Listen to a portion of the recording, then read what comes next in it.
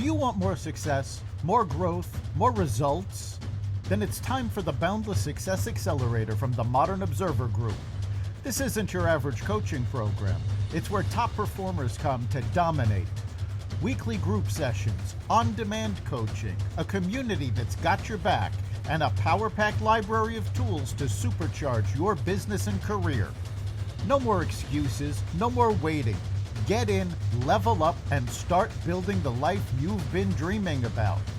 Visit us at modernobserver.com/boundless success to join today. Let's get you to the next level. We're here because the news is being distorted. We're here because people are being inundated with misinformation on social media. We're here because people are being judged guilty until proven innocent. We are fighting back with facts. This is not a safe zone, so buckle up, Buttercup. This is the raw, naked truth.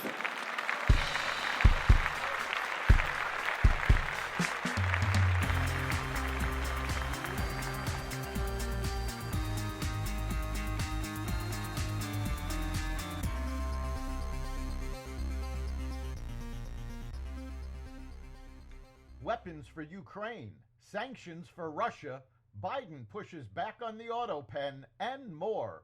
Welcome to the Raw Naked Truth. I'm your host, Eric Lopkin, and here's the news you need to know.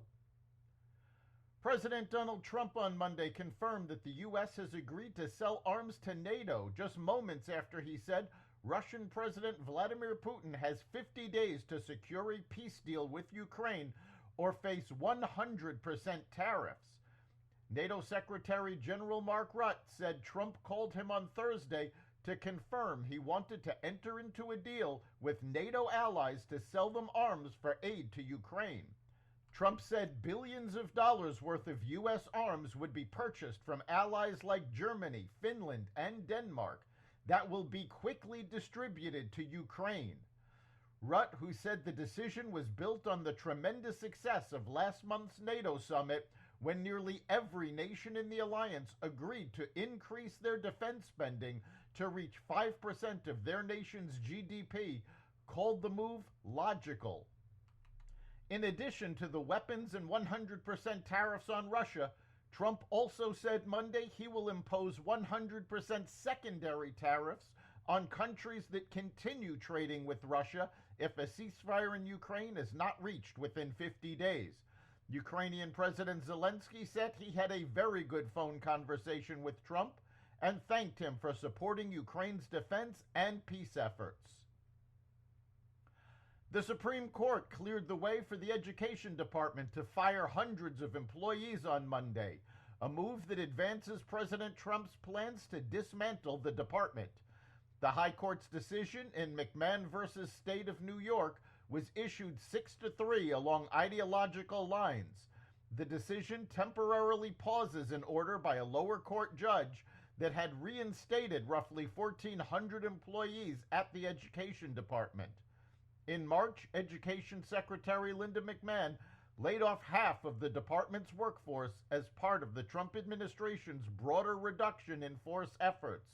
Later that month, Trump announced in an executive order that he planned to shutter the department altogether.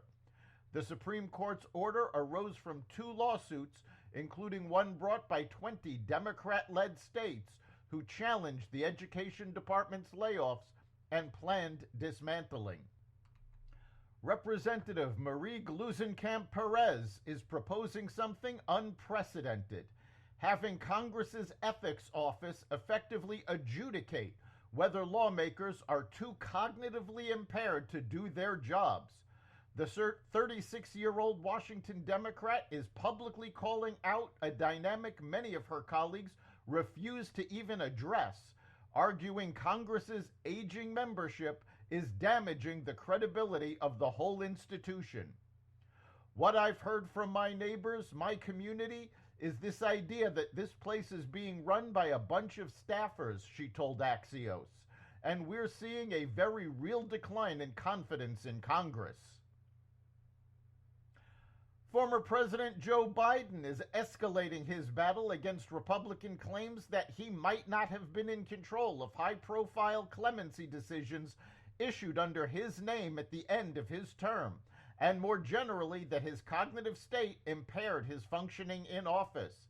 In an interview with the New York Times, former President Biden said that he had orally granted all the pardons and communications issued at the end of his term, calling President Trump and other Republicans liars for claiming his aides had used an autopen to do so without his authorization. I made every decision, Mr. Biden said in a phone interview on Thursday, asserting that he had his staff use an autopen replicating his signature on the clemency warrants because we're talking about a whole lot of people.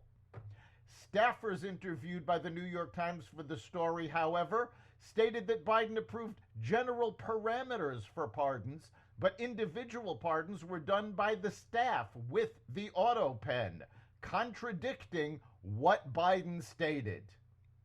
That's the Raw Naked Truth.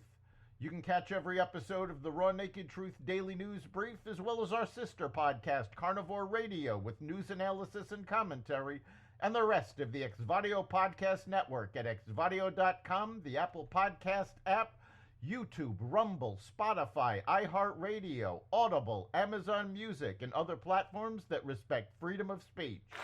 We'll see you next time.